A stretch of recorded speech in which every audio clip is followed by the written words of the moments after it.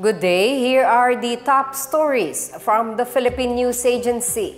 We begin as the government implements proactive measures to anticipate the approach of Tropical Cyclone Leon. This as Leon gained strength over the waters east of Cagayan on Tuesday morning and intensified into a typhoon.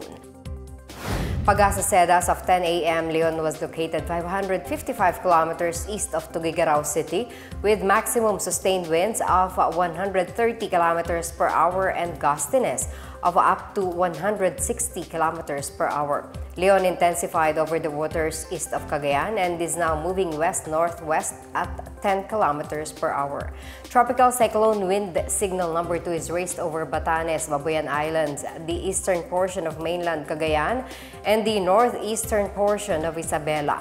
Signal number 1 is in effect over the rest of mainland Cagayan, the rest of Isabela, Quirino, Nueva Vizcaya, Apayao, Kalinga, Abra, Mountain Province, Ifugao, Benguet, Ilocos Norte, Ilocos Sur, La Union, Aurora, the northern portion of Quezon, including Polillo Islands, Camarines Norte, the eastern portion of Camarines Sur, Catanduanes, the eastern portion of Albay, and the northeastern portion of Sorsogon.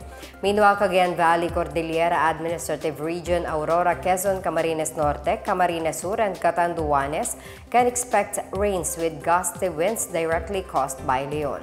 The trough of Leon will bring cloudy skies with scattered rains and thunderstorms over Ilocos Region, the rest of Bicol Region, Mimaropa, Western Visayas, Negros Island Region, Northern Samar, and Zamboanga del Norte. On the other hand, Metro Manila and the rest of the country will experience partly cloudy to cloudy skies with isolated rain showers or thunderstorms. Earlier, Defense Secretary Gilberto Teodoro Jr. ordered immediate forced and mandatory evacuations in areas identified as high risk due to possible adverse effects of Typhoon Leon.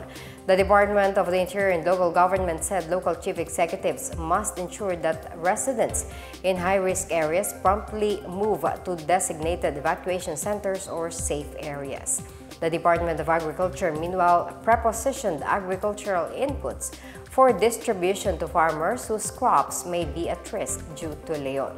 Kadiwa trucks will also be mobilized to transport agricultural commodities.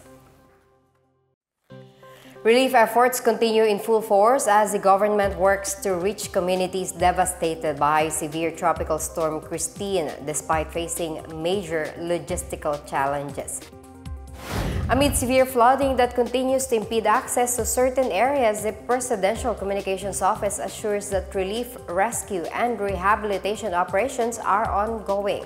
The Department of Social Welfare and Development reports that as of October 27, more than 672,000 family food packs were given to LGUs in affected areas, with around 200,000 packs sent to the severely impacted Bicol region.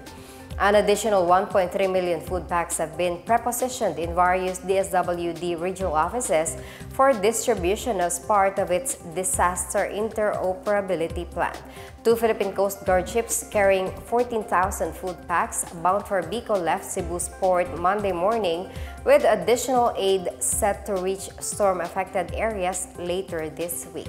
Meanwhile, the Department of Health has ramped up medical aid in response to President Ferdinand R. Marcos Jr.'s directive to assist local teams. A total of 91 medical professionals from different parts of the country have been deployed to deliver essential health services to affected communities.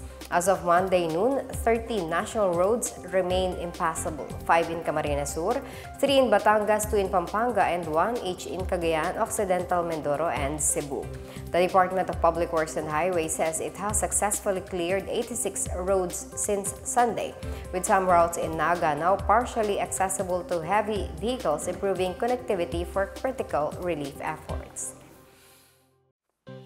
Several lawmakers at the House of Representatives are urging the filing of charges against former President Rodrigo Duterte following his statement in a Senate hearing that he would take full legal responsibility for alleged extrajudicial killings during his anti-drug campaign.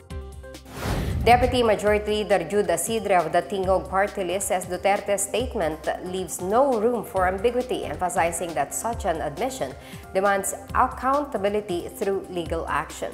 House Assistant Majority Leader Jay Kong-hoon says Duterte's statements is an opportunity for the country to reaffirm its adherence to legal principles. Representative Muhammad Khalid Dimaporo echoed these sentiments, stressing that no one is above the law.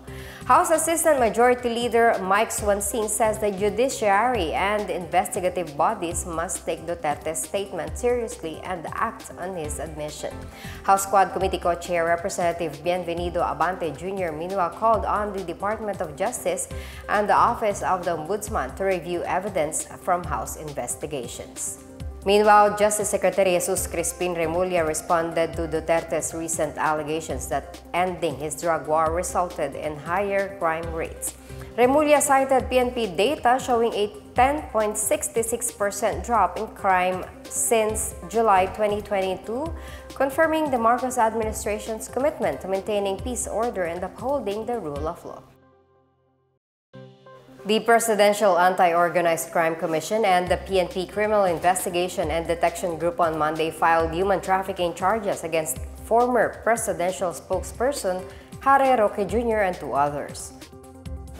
In a supplemental complaint filed before the Department of Justice, DepAOC and CIDG added Roque to the human trafficking complaints filed against Cassandra Leong and 53 others last month. Interagency Council Against Trafficking Prosecutor Darwin Cañete said Roque was included due to his alleged involvement in Lucky South 99 Corporation, the Philippine offshore gaming operator hub raided in Porac, Pampanga. Cañete said Roque and Ong held several meetings with the Assistant Vice President of the Philippine Amusement and Gaming Corporation in July 2023 on the firm's gambling license renewal. Also facing complaints were Lei Tan, the head of the company's accounting department, and Mercedes Macabasa, who served as its security compliance officer. Roque has vowed to face the charges against him, even as he denied involvement in Pogos. Air travelers are advised to plan their trips for Undas as airports anticipate a 7 to 10% increase in air passenger volume this coming long weekend. To avoid travel delays, the Civil Aviation Authority advises passengers to arrive at the airport at least 3 hours before their schedule and coordinate their flights with airlines.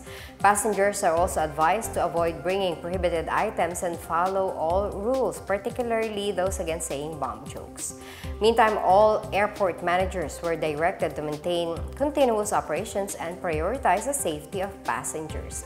Help desk, security, and medical teams are also on standby, including about 100 additional personnel from the PNP Aviation Security Unit and officers from the Bureau of Immigration. For its part, the NAIA's operator, the new NAIA Infra Corporation, urged airlines to open their check-in counters early to speed up lines during peak hours. About 2.1 million passengers were served in 44 airports from October to November 2023. Meanwhile, the Philippine National Police is set to deploy about 18,000 police personnel to maintain security and order, especially on November 1, All Saints' Day. PNP Public Information Office Chief Police Brigadier General Jean Fajardo said there will be adjustments to their security deployment in light of the aftermath of severe tropical storm Kristine. This is to give police personnel involved in rescue and relief operations time to visit their deceased loved ones. The PNP also gave regional directors and field commanders the authority to raise alert levels depending on the situation in their jurisdictions. And that's the latest and the biggest stories on the PNA headlines. For more news updates, visit our website pna.gov.ph or our Facebook and X account, Philippine News Agency. The PNA headlines is also streamed via the Servicio Facebook page. You may also watch the PNA headlines through the Philippine News Agency's YouTube account and via the News and Information Bureau website under PNA News. It's 57 days before Christmas. I am Marita Muahed. This is the PNA Headlines, bringing stories that unite the nation.